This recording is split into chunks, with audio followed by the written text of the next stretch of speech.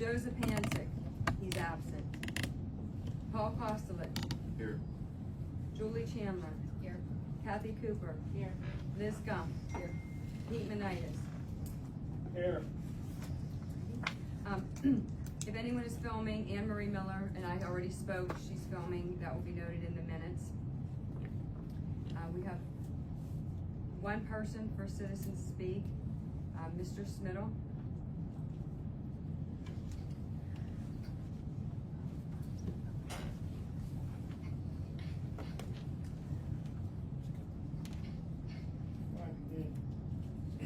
Hey Siri, can you tell me when 3 minutes are up?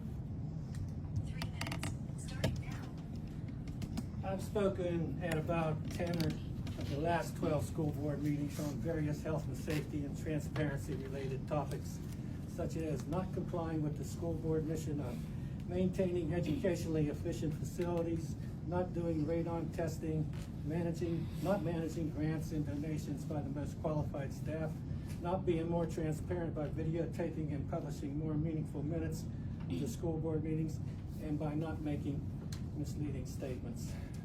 This leads me to an article in the Community magazine, which is out front, where Mr. Daniels is quoted as saying, Canon-McMillan School District refuses to be mediocre. But you know, when you do something, you don't do something because it's not mandatory, that's being mediocre. And the district, and also quoted as, the district has been transparent with its branding process from the inception, and there have been a variety of different staff members present at the meetings, from teachers to board members and administrators to support staff members. Use the word teachers, which is plural. I've looked at all the branding meetings, and there was only one teacher at 3 of the 4 meetings. So I don't know why you're using the plural. And I want to say, when I use the plural you, I don't mean all of you. I just mean certain select people, and they know who they are. So this leads me to why I started speaking at these school board meetings. I started speaking at these meetings because in the past few years there have been some very serious health and safety crises facing our community. Also, I have some history of reaching out to the Canon-McMillan School District. Actually, I have a 10-year anniversary of trying to help the school district. It's been 10 years to this month that I got a $10,000 grant for the school district. And during those past 10 years, I learned that the support department misused the intent of these grant monies. The support department director was founded of ethics violations, no disciplinary actions were taken by the school district, and the school district has not accepted any of my expert offers to help the school district with more grant writing or health and safety designs and consultations. Finally, I can no longer be limited to 3 minutes on what I have to say about who, what, where, when, why, and how some things are being done or not done in the Canon-McMillan School District, or in any school district. Therefore, if I see something that is not right, just, fair, equitable, or ethical, I feel obligated to speak out any way I can. Also, therefore, I'm writing articles in social media and some local newspapers to reach out and help our community. So, thank you, Siri. Before we adopt the agenda this evening, we are going to remove item 6.7. It's Act 57 of 2022, and we'll be adding it to the October agenda. So with that, is there a motion on the table to adopt the agenda as presented? Motion. Julie made the motion. Is there a second? Second. Kathy Cooper made the second. All those in favor? Aye. Opposed? Thank you. In executive session this evening, we spoke of personnel matters and legal matters.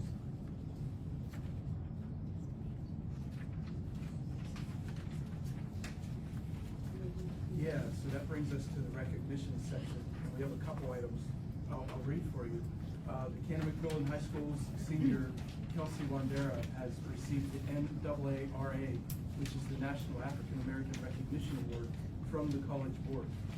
The College Board has informed the Canon-McMillan School District that they couldn't be more delighted to share the great news that senior Kelsey Wandera Wandera was recognized because of her academic achievements and for her outstanding performance on the PSAT and the NMSQT. The college board also indicated that Kelsey accomplished this milestone during an immensely demanding period of her high school career. Congratulations go to Kelsey. Next item, one of the Canon-McMillan band directors, Mrs. Grandstaff, has been included in the 40 under 40 list for the greater Pittsburgh area from Pittsburgh Magazine. According to their website, each year Pittsburgh Magazine and Pump recognize 40 outstanding individuals under the age of 40 whose creativity, vision, and passion enrich the Pittsburgh region. She will be recognized along with other individuals listed on their website at a ceremony in November. Congratulations goes to Mrs. Grandstaff. Those are outstanding. I'm probably And we have two students here to report. Thank you. Ali Papalarchek and Emily Velez. Take it away. Hi, I'm Ali Papalarchek, and I am the Student Council President at the high school. I'm Emily Scotchless, and I'm the Vice President. Our first event for Student Council this year was the Homecoming Parade that began at 6 o'clock on Saturday, and that started at St. Pat's or St. Oscar Romero Church, and we went down Pike Street onto Iron Street at the stadium. There were many clubs that walked in the parade, and a few of them being Environmental Club, Academic Competition, and Drama Club. We also had the Esports Club, Canon-McMillan Scholarship Foundation, junior class officers, student council members, and other groups in the parade were the Big Mac Band, CMHS cheerleaders, homecoming court, and fire trucks. Student council members also volunteered the morning of homecoming to set up for the dance, which started at 8 a.m. We also had an open house this past Tuesday. It started at 6 o'clock at the high school, and we had student council volunteers spread out throughout the high school for directions, assisting with things. A few of our upcoming events include the blood drive on November 7th from 8 a.m. to 1:30 p.m. and all students 16 and up are able to donate, and student council members will be the volunteers for that event. And we also have the Santa Fund that will be coming in December. Do you have any questions? That it? Yeah. Great, thank you. Great report. You're welcome to stay with us for the rest of our meeting, or you're welcome to choose to go. I'm sure you have a couple things like homework and what have you, but yeah, like I said, you're welcome to stay as well. Okay. Thank you. Thanks so much for coming. And it was nice meeting you last week too. You too. All right, so we'll start with administrative reports, and I'll change to my administrator hat and kick us off with my report for this evening. I'm passing around the district snapshot. I'll give everyone a second to get it, and then we'll go over that briefly. This snapshot is something that I do annually, and it'll be posted on the district website tomorrow. Hopefully it shares some key information that you find useful. So the summary starts out with where we believe our revenues and expenses were for last year and this year. Our audit isn't complete. These are projections. It shows by expense category where we spend our money, how we get our money, local, state, and federal, and that breakdown. The top 5 budgeted expenses. I'm not going to read the second page, but the second page on the left-hand side really has some categories that I like to update each year to bring everyone up to speed. The right-hand section talks a little bit about why we have a surplus this year. The third page is our tax millage history. I give some historic information of where we have gone and where we are with tax mill increases or not mill increases. The fourth page is Washington County schools and where we fall in terms of taxation.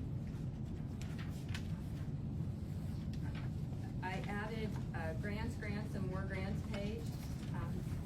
As we've reported multiple meetings, multiple times, we have a number of grants that are still outstanding, a few that have completed. So on this first page, I list those and the sums. You'll see at the bottom we have some new safety grants that ECCD gave to us after the budget was passed. It was part of Act 14 of 2008, but after the budget passed, they made those allocations. So we're working on that. And then on the next page has the breakdown of where we're, for the 4 main ESSER grants, where we're spending our money. The team will be getting back together to make some changes and alignments based on spendings, because we use estimates, and we'll be proving that up here coming up in a meeting. So I'll continue to report on that and share that with all of you. The next page is the long-range planning. It's also out there on our district website, but I always include it in the snapshot because long-range planning is closely tied to district finances. So you'll see we have a lot of completed on here, which is awesome.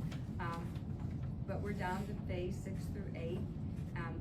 And I highlighted some things in yellow. In the Budget and Finance Committee, there's an extra line out of there that you didn't see in our meeting that I added. So where we are, the yellow is where we are right now. We're getting ready to start construction at the new Wylandville stage. To kick that off, I have a design phase, and then we'll have to have an Act 34 hearing to be able to secure funding for that project. But I also added that it's important to note for those of you that have followed along with us through this long-range plan, that this will be the first project since we started this plan that you see on this page of all of these projects that we will not be receiving any grant funds for. And I cannot stress the importance of what that means. Over the course of a bond issue, we get millions of dollars. So when we go to do the funding for this project, we have to do the funding based on no reimbursement. So that will be new to us. We've never been in that situation before. So that's our long-range plan page. And then the next 2 pages are just some added information. Years ago, Mr. Pahikis, who's not here tonight, asked me in a budget meeting if I could create a document that he could take with him if people asked him questions, because he didn't remember all the stuff all the time. There's lots of finances. And that morphed into certain questions I'm asked all the time I answered here, so that we had, we had the same answer, because they'd call me and then I'd say the same thing over. So I put those on here. I also put some challenges on here because those keep increasing. While we'd like to be able to spend money on, fun things, sometimes we're not able to because we have a lot of unfunded mandates. So this is our snapshot. Tomorrow on the website. Are there any questions on the snapshot? And the board members that aren't here, they're on the phone, I'll put a copy in your mailboxes for you. The next item that I have is, we can't say this enough, October 1st, free breakfast. We'll be splashing that out on multiple social media sites, but spread the word. The governor made an announcement about a week and a half ago that breakfast starting October 1st would be free. So, anyone, ask them to get breakfast, try out our breakfast. It's a great time to try it. Yeah, Jody, they're also trying to get legislation passed for free lunches too. That's out there. The whole school year, we've been reading reports that, but it has to come from USDA, which is a federal arm. Our state was waiting for that nod. So that's sort of the delay. I can tell you, we're hopping in part of the business office. We're hopping in the business office right now because it's audit time, but lots of free and reduced applications, lots of parents with questions. So we were getting back to normal, but that's what I can't share this enough. And as soon as, if that announcement's made about lunch, I haven't gotten that word yet, we'll be sure to splash that out as quickly as possible too. The other item that I want to share with all of you tonight, and I'm going to pass a packet around to the board members. If there's something, obviously you're not going to be able to read this, I'm talking about it, but just so you can glance at it. So once you guys go down there, we can pass it back. Oh, yeah, you guys are good. I attended yesterday. I'm the delegate for the school board for the Washington County Tax Collection Committee. A number of years ago, just to give some history, we had individual tax collectors at all of our municipalities across the state, and there was an act, a legislative act that made one collector per county. So each county had to conduct interviews of the services that were out there, and our county chose Keystone Collections, and boy, were we lucky. They have done an outstanding job. The meeting that I went to yesterday, the packet there has some information, but I'm going to summarize what's in the packet. Cipher and Cipher is also their auditors and did their audit. Susan Key is the solicitor. We meet once or twice a year.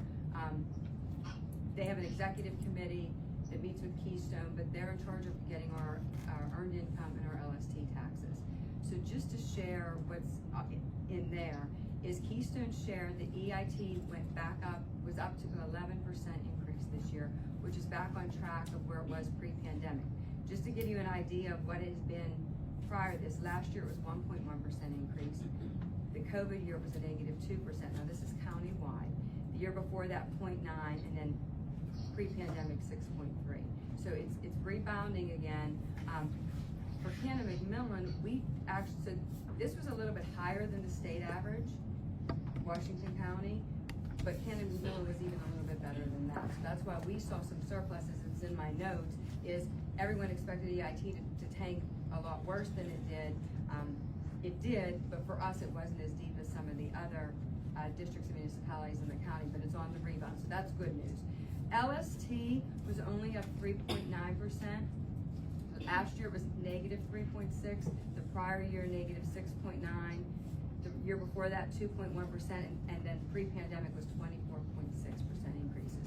So we're seeing a rebound there, but LST is a local service tax, and that's a lot of hospitality and restaurants, so those still aren't like rebounding as far back as the other.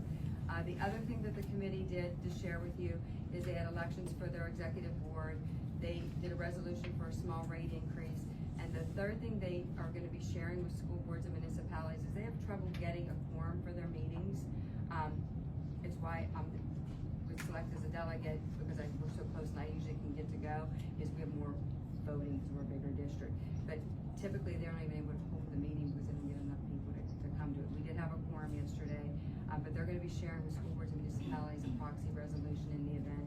You just want to give them the authority so that they can conduct their business. So that was the tax collection report. Frontline Analytics is the analytical tool that the district uses for benchmarking data for all of our district finances. I shared last year that I made it a goal to use more analytics in conveying information to the board, and I did that at every budget and finance meeting.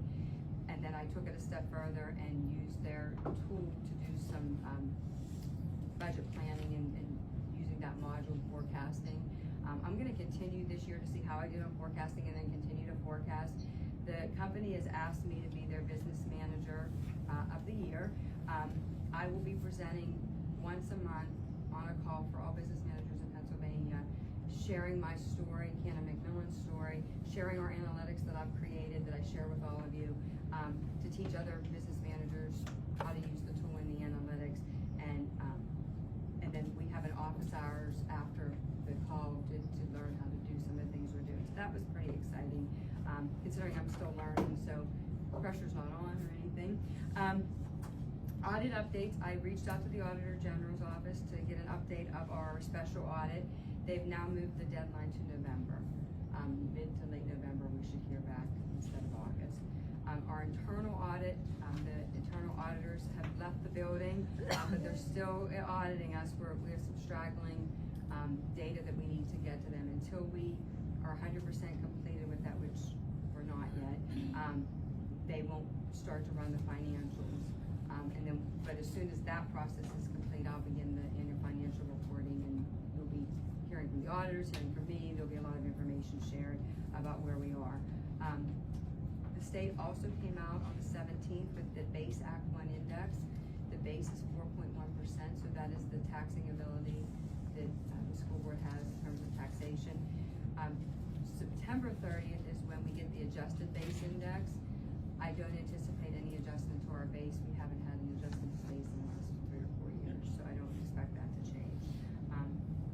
Any questions? I know that was a lot of stuff, and I'm losing my voice. All right. I just want to add, I think it's incredible that you've done such a great job with Frontline Analytics that they've asked you to be their face for the state of Pennsylvania. In addition, when some board members go to the annual Pennsylvania School Boards Association conference, I think you have a class there too that you're I'm not presenting at the class, but our representative, our customer service person, and another business manager are presenting there. Okay. That was already, you have to do that a year in advance to do that. Pretty neat stuff. So that concludes my report. Thank you. Jordan, you're up. All right. I'll start with a brief transportation update for the year. Our transportation department is faring dramatically better than last year. To this point in the school year, which it is early, we have plenty of sports going on. We've had to cancel one practice shuttle, and today we had to reschedule one middle school volleyball game. So today, for that to occur, which we knew this yesterday, so we had a 24-hour notice to reschedule the game. The other school was accommodating. The game will stay on the schedule. We had 7 drivers off in the afternoon, and with 7 drivers off, we still got each student home, and we accommodated 6 after-school shuttles. So we're making it happen. Like I said, it's a major improvement from last year. So hopefully that continues, and you know, it has its ups and downs, but it looks a lot better this year. Wylandville, kind of two-part here. We did get a trailer delivery, classroom delivery, last Thursday. Got it on site, kind of made a couple things happen on a short time frame, got it in there. They were doing the setup process on Monday and found that trailer is not suitable to use, that there was the prior tenant had made some alterations, and that this trailer is not structurally stable.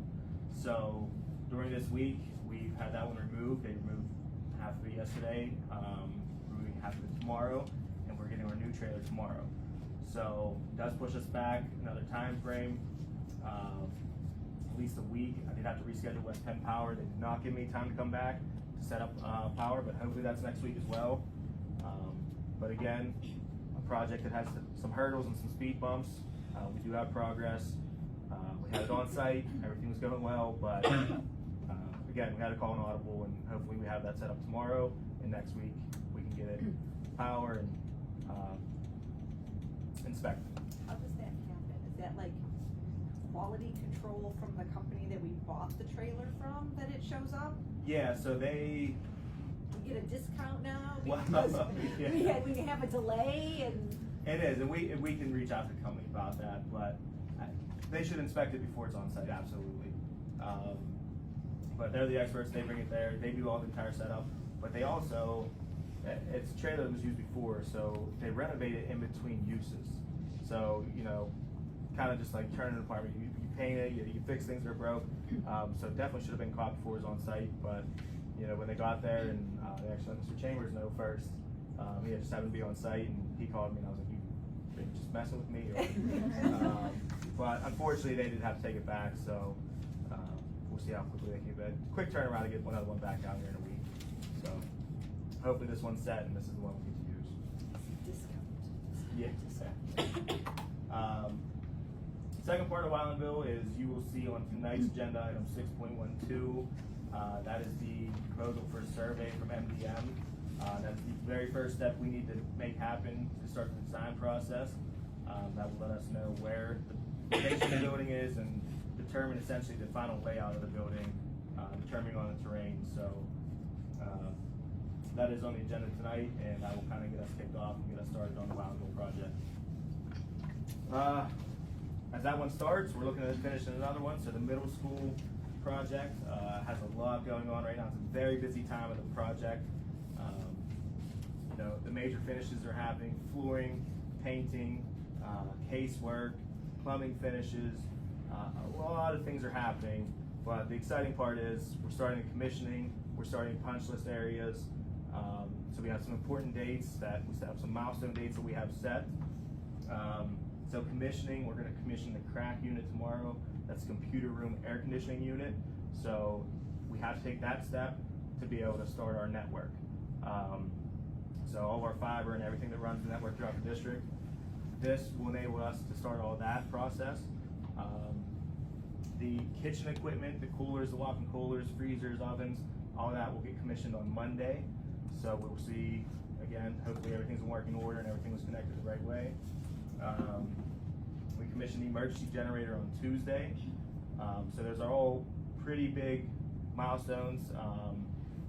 We also started to move and condition air in the gym, music, and office areas, in the cafeteria areas.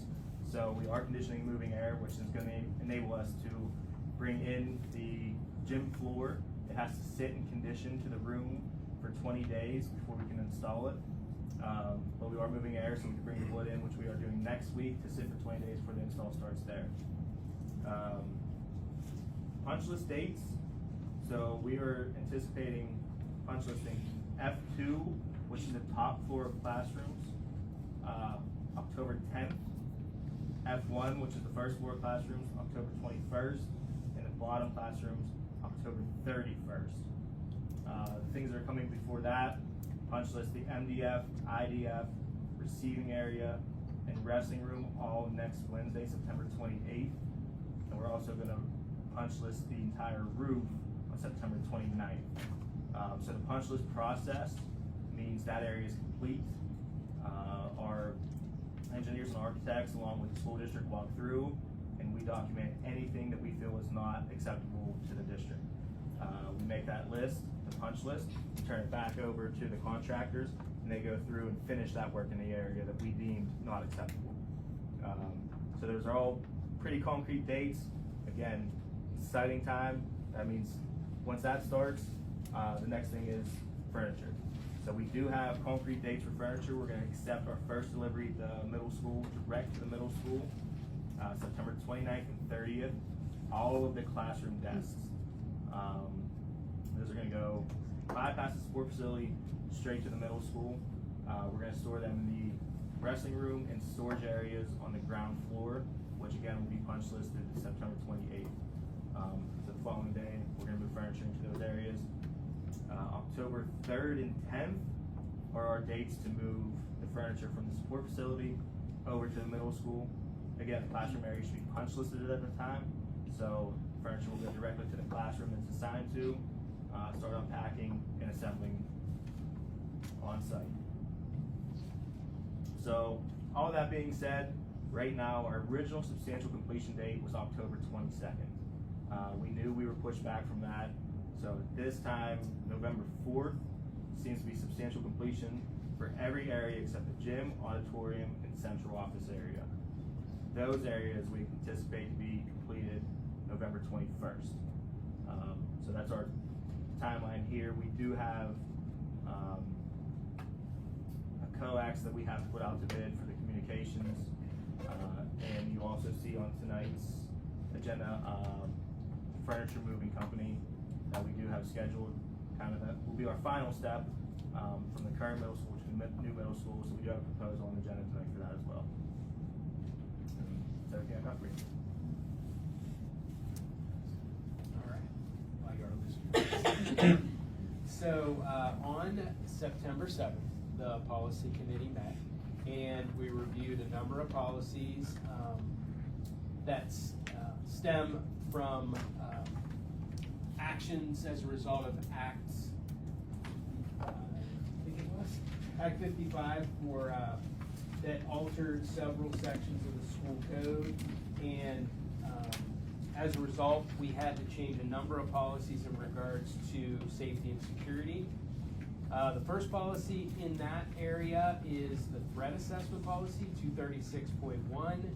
The next one is the 805, emergency preparation and response, and a new policy that we had to create, 805.1, that deals with school security personnel.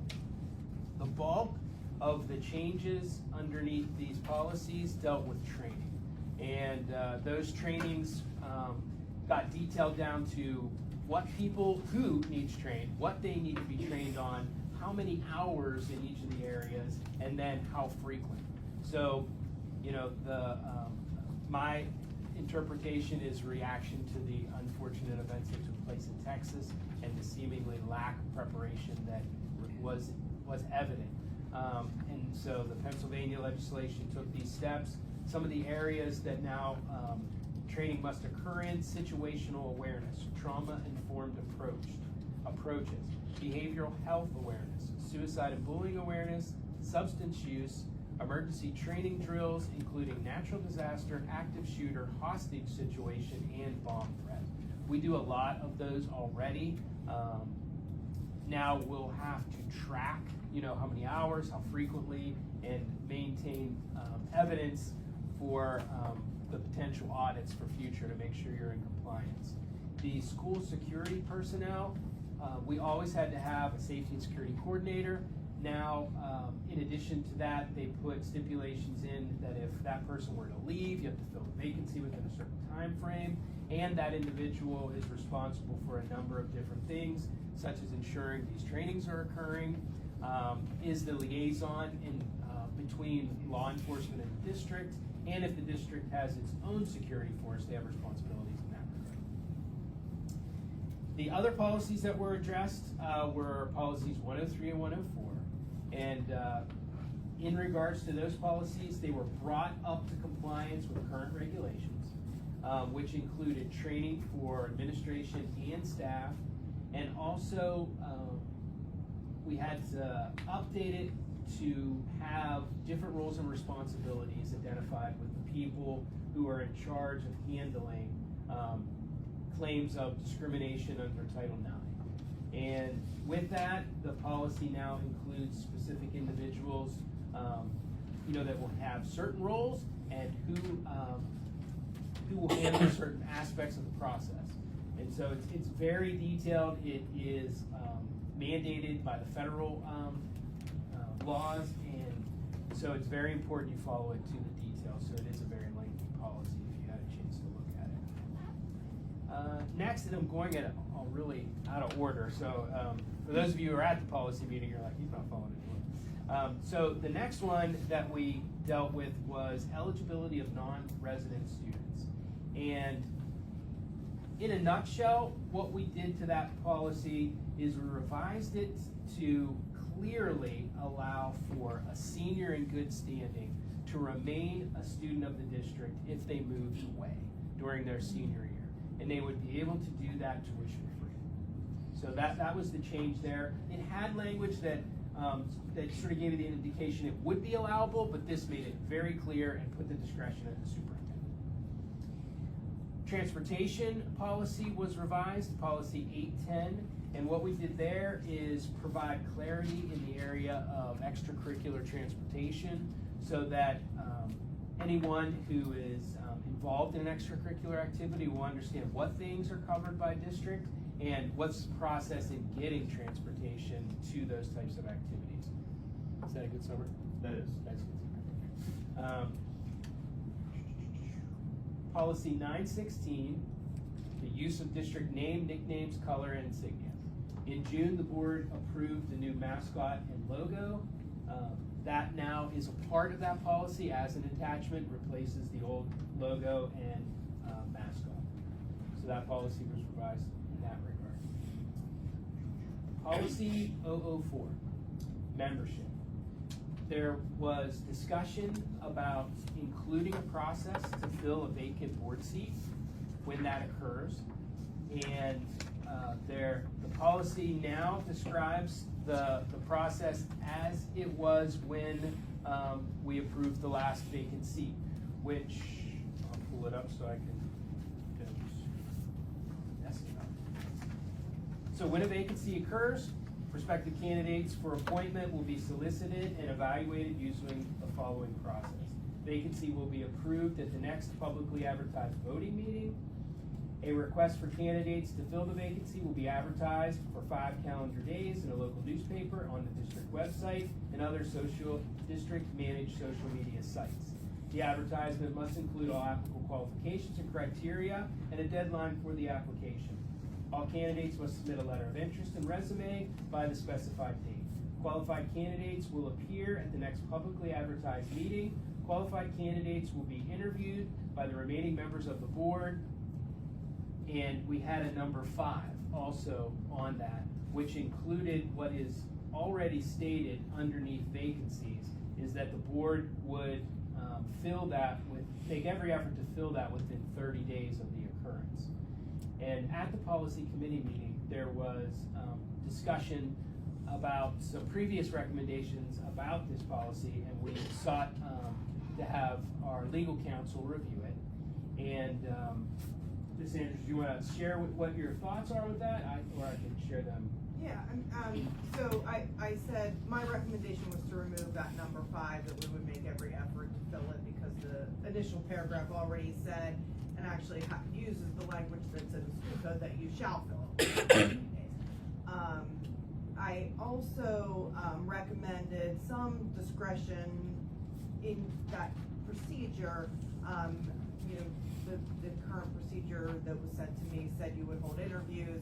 I said to Scott, I don't recall you really doing interviews as in questions and answers, but more of a tell us about yourself. You know, and I was telling Michael that, you know, and you know, I've recommended kind of keeping a little bit of flexibility in how you manage the process. There is no specific process in the school code, but just allowing yourself to have some flexibility. And do you want to have formal interviews? You might, depending on how many people apply, or you may want people to come up and tell them about yourselves. I have a district right now that we just had a board member pass away. He will be the 4th vacancy that this board had this year. So this will be filling their 4th vacancy. By the 4th vacancy, you know, they said we've already gotten 3 times applications, interviews. They know all the questions already, you know. So at this point, we don't, you know, they're just doing a much less formal, because most of the people they've actually already interviewed and have gone through the process. So, you know, that's why I just recommend keeping a little bit of flexibility. There are, you know, as I've told you, just different situations sometimes call for different procedures or practices. So that was why I recommended adding at your discretion that it could be an interview or a tell us about yourself, give us information. So with that, the edited version that appears in board docs includes that or. So it would be an interview or provide us information about themselves at the board's discretion. So it didn't really substantially change what the committee had originally come up with. So if there are no other recommendations for changes or alterations, that would be the last policy that I'll share with you tonight for more improvement. So I just wanna make sure it's clear that whether it's a formal interview or just tell us about yourself, it implies in person though, not just send us some information. It does say that, it still says, I believe, Scott, that It they would says come to the board meeting. Candidates will appear at the next publicly advertised. I just wanna make sure that that's. And then either do an interview or at your discretion, more of a, just tell us why you wanna be on the board, or tell us about yourself. The last things I have are just very quickly, just general information.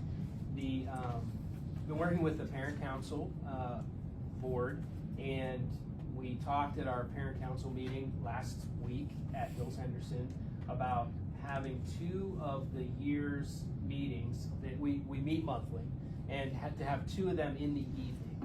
And working right now to schedule one for November at the high school, and working to bring in an outside speaker to have present that night, and then we can hold our normal business in addition to that.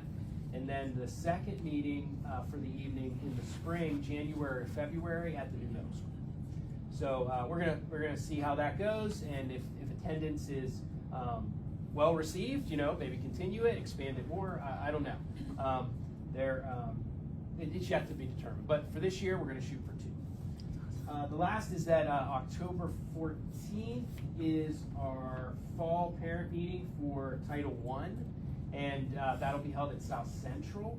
And just a refresher on Title I funds. So with those funds, you have what the local funding is providing.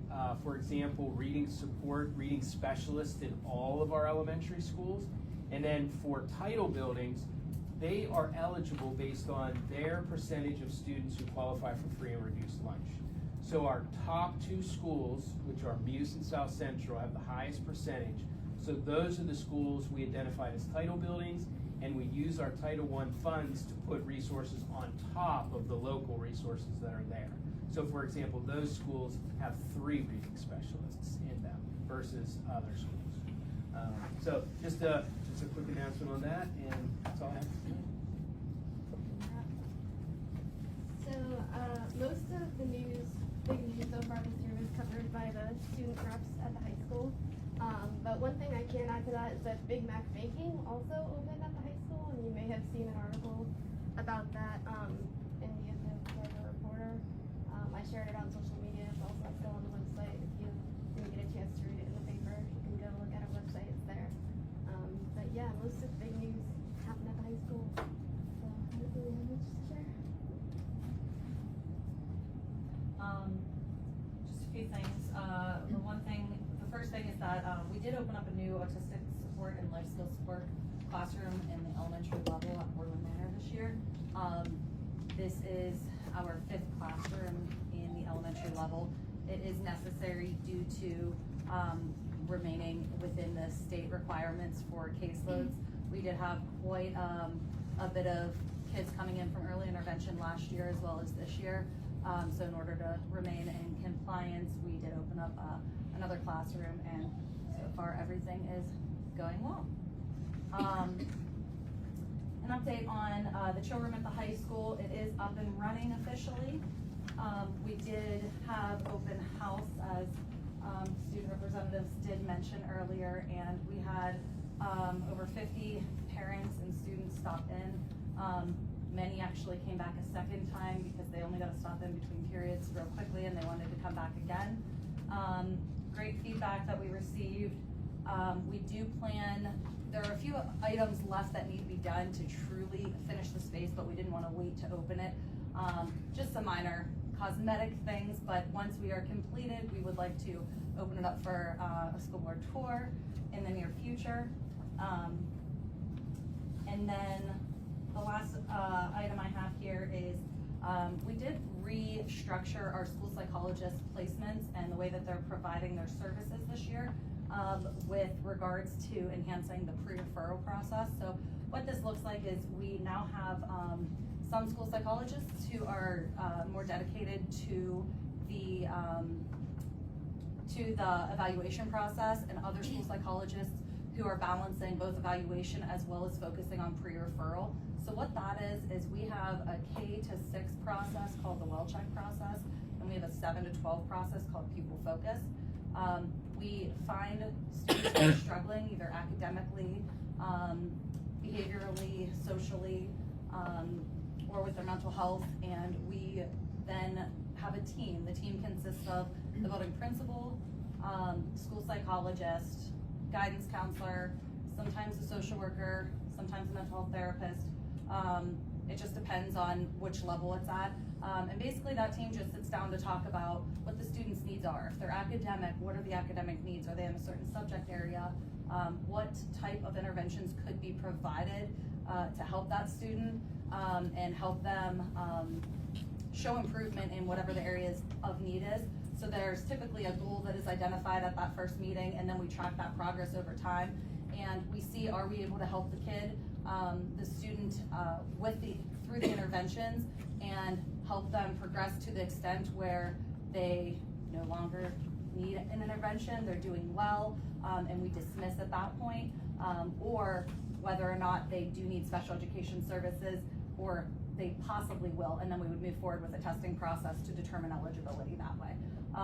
So it's a great way to meet students' needs in the least restrictive environment before you get to the special education aspect of it, and see how they respond to the interventions, because that is one of the criteria for qualifying for special education services, would be showing a response to that intervention. So often that's a piece that is overlooked, but it is very important.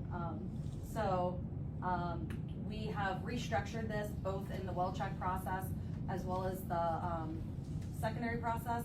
And the same school psych does well check. One school psych does all of the well check in the district, and one does the pupil focus 7 to 12. So it provides continuity between the middle school and the high school.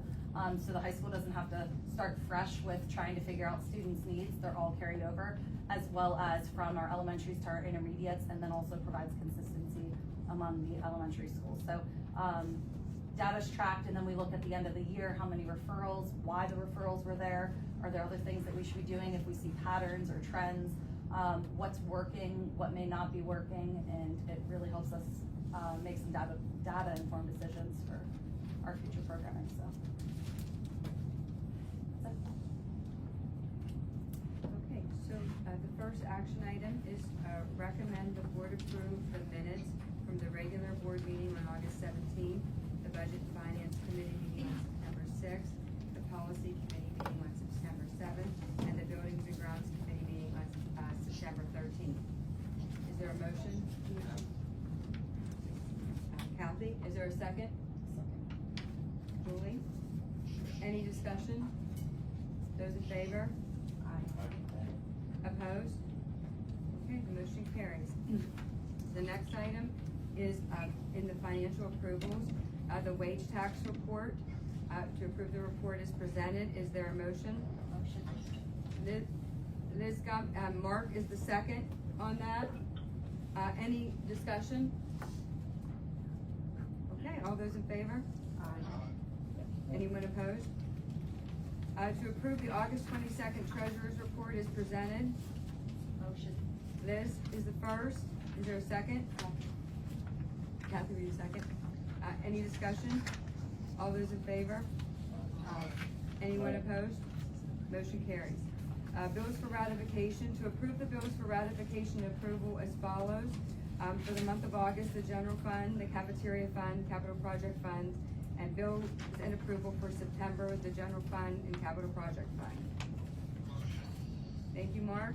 Second? Second. Liz is the second. Any discussion? All right, all those in favor? Anyone opposed? Motion carries.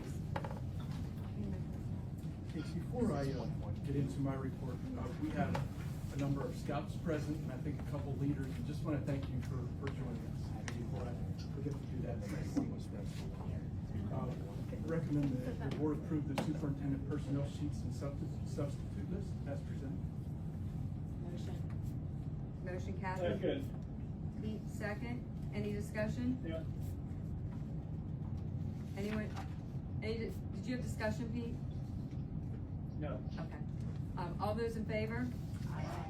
Anyone opposed? Okay, that motion carries. Next item is to approve the extracurricular activities, clubs, booster groups, and parent groups for the 2022-23 school year as presented. Motion by Mark DePuja.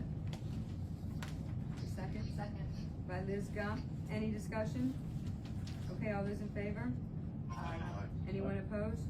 Motion carries. And the next item is to have the board adopt the PA Small Games of Chance Act resolution as presented. Motion. Motion by Liz Gump. Second. By Kathy Cooper. Any discussion? All those in favor? Anyone opposed? Motion carries. This next item, under contracts and agreements, deals with several, the first three items are related to special education needs, Pathways Human Services, Cherokee, Pennsylvania, and Pittsburgh Behavioral Services. And the next two are transportation agreements, shared agreements actually, with the Washington School District for this school year and the Ringgold School District for this school year. Motion by Mark DePuja. Is there a second? Second. Julie made the second. Any discussion? Yeah, Mike, I just had one question on the rates. Are the rates different from school to school? Is that just negotiated between us and Ringgold and us and Washington? You know, Mr. Mayor happens to be here. I'll let him answer to that. Yeah, so depending on the school that initiates the transportation, it could be an outside provider, so it wouldn't necessarily be one of the school districts. So the cost can be determined by the school district that sets up the transportation and then split evenly between the two, so it is negotiated. All right, thank you. Any additional discussion? All right, all those in favor? Anyone opposed? Motion carries. The next item is to approve the GASB 75 actuarial disclosure evaluation as of June 30, 2023, as presented. Motion. Motion by Liz, Second. second by Pete. Any discussion? This is the valuation that, we have to get annually for our audit report, and every so many years we have a full-blown report. This is an interim year. Any other discussion? All those in favor? Aye. Anyone opposed? Motion carries. And the next item is to authorize Peacock Keller LLP to file an appeal of the decision of the Washington County Board of Assessment Appeals granting exemption to parcel number 140-015-0000-0011-34, retroactive to September 16th, 2022. This is actually a retroactive approval. Motion by Kathy. Mark, do you wanna make the second? Second. Any discussion? All those in favor? Aye. Anyone opposed? Motion carries. And that next item, 6.7, has been removed, will appear on the October agenda. Which brings us then to the approval of tuition student. Student moved into the district, student M for vet tech at the Parkway West Career and Technology Center under PA school code tuition rate plus transportation costs effective September 2nd, 2022. Motion by Liz. Second by Kathy. Any discussion? All those in favor? Aye. Anyone opposed? Motion carries. And this next item deals with all the policy and board procedure revisions and adoptions that Mr. Chambers so clearly explained for us. Motion by Liz. Second by Kathy. Any discussion? I did have something, for this Title IX, I think we talked about this last time, as far as once we start getting into curriculum and things like that, as the Biden administration has updates, things like that, will we, review that again in policy, or how does that work? Two things I heard you just say, like curriculum and then Title IX, definitely two separate.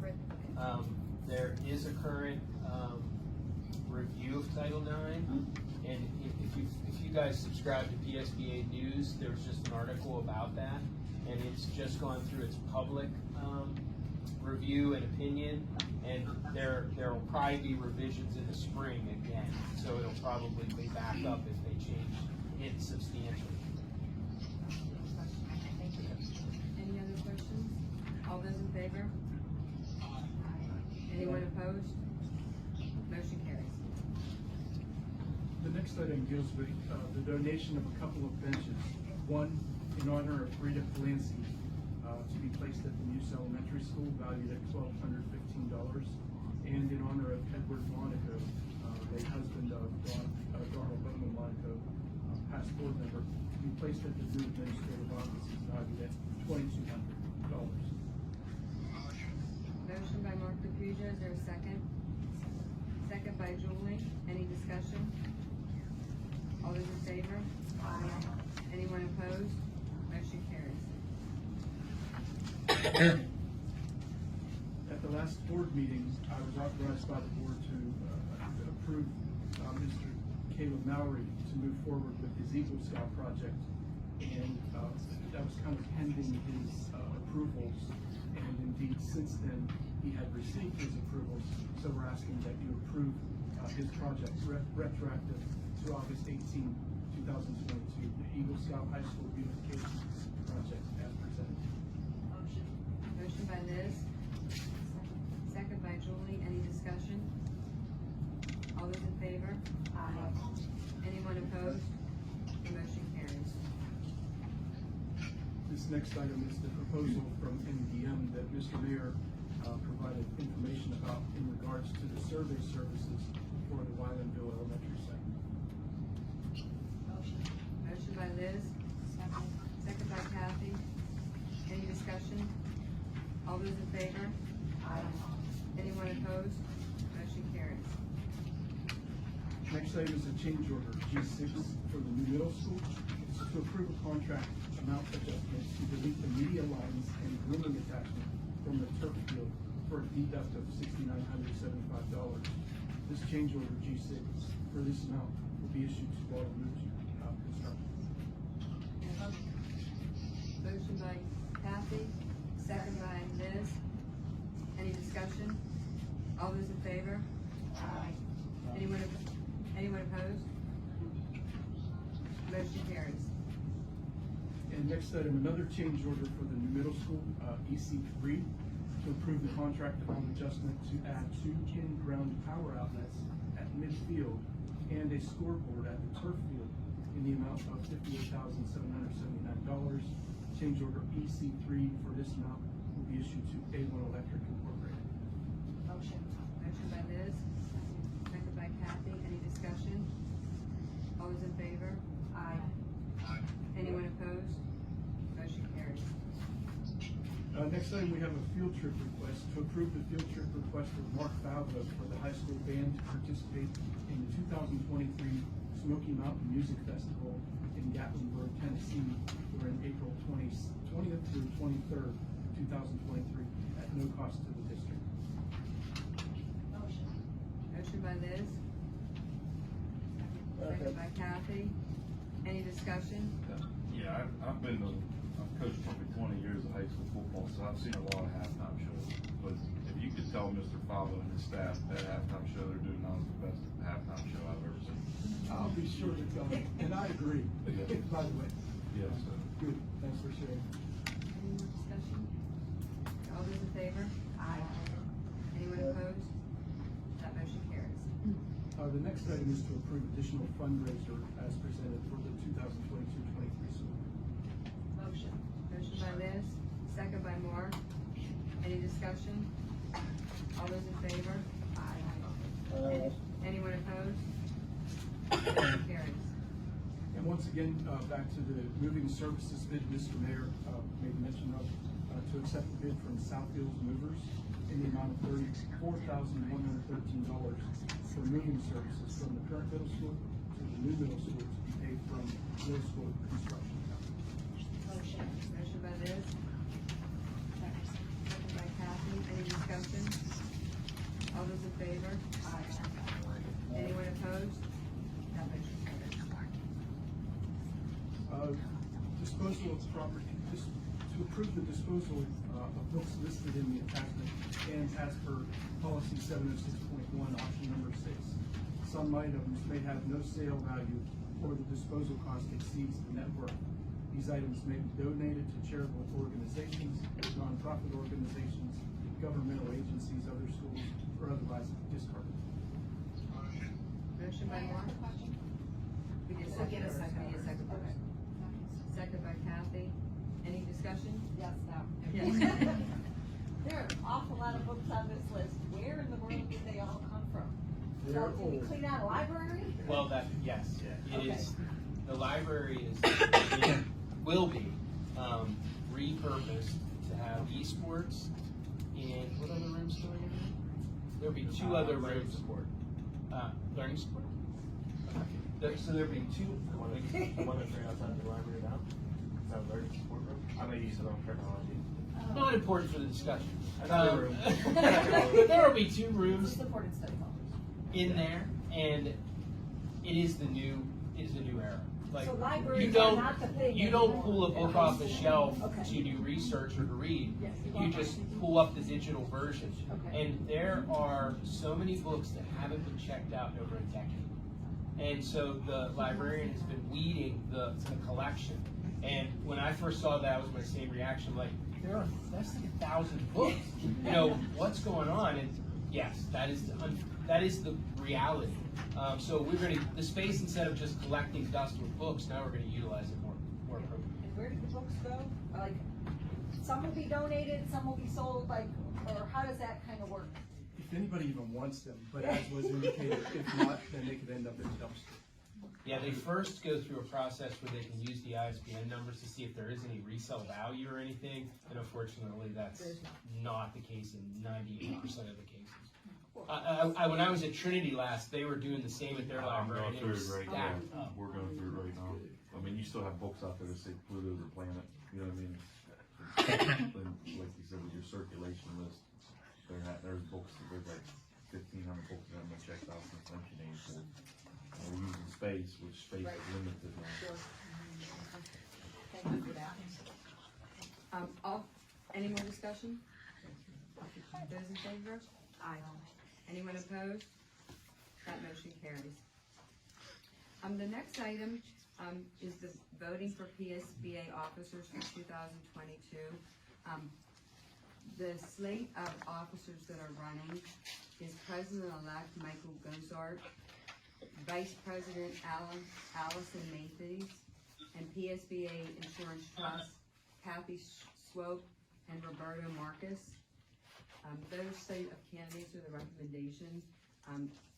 So we're asking you to approve those candidates of officers for the PSBA 2022 election. Is there a motion on those? Thank you, Mark. Is there a second? Okay, any discussion? Yeah, I'll just say Yeah, that so they're unopposed, I mean, they're the only ones running for those positions. Correct. Yeah, they're unopposed, and now Liz doesn't have to stay an extra day since we do this. Brenda, Who seconded that? Julie Chandler. And Brenda, please make a note that there was the uncontested slate, and list those names. Alrighty, any other discussion? All those in favor? Aye. Anyone opposed? That motion carries. The next item is the resignation from the Frank Sayers Public Library. Grace Laney as a member of the Frank Sayers Public Library, effective immediately. Motion by Mark, Second. by Liz. Any discussion? All those in favor? Aye. Anyone opposed? Motion carries. And next, we have an item to approve the appointment of Kate Spear as a member of the Frank Sayers Public Library Board of Directors to finish out the unexpired term of Grace Laney through December 31st, 2022. Motion. Motion by Kathy, I'll second. second by Julie. Any discussion? Who's Kate Spear? Can we have some background on her? Yeah, Or is in she a your teacher? executive Is she- content, there's a It was? resume and Okay, yes. I'm there's a sorry, I missed bio. that. She sounds wonderful, whoever she is. Okay. Is there any other discussion? All those in favor? Aye. Anyone opposed? That motion also carries. And I will read for the board, donations that have been received in the amount of $1,000 or less. From the Grace Baptist Church to South Central Elementary, $761.33 for a cafeteria house. From the Intermediate Unit 1 for the high school engineering and TSA club, $1,000. Allegheny Health Network Engagement Council and Cannonsburg Hospital for supplies and backpacks to Wylandville Elementary in the amount of $800. From Med Express to Muse Elementary, hand sanitizer in the amount of about $385. And from Michael Caparizzo, our past board member, library books to the middle school in the amount of $36.50. And to the intermediate unit, classroom supplies for the middle school, $100. Thomas and Maria Keller, $50 district-wide for delinquent cafeteria accounts. And from Waynesburg University to the chemistry department, lab equipment at the high school, $1,000. That's not actually an action item, but thank you. I just wanted to make that clear. But I do need a motion to adjourn. Is there a second? Julie, Mark made the motion, Julie made the second. All those in favor? Aye. Anyone opposed? Motion carries. Thank you. Thank you.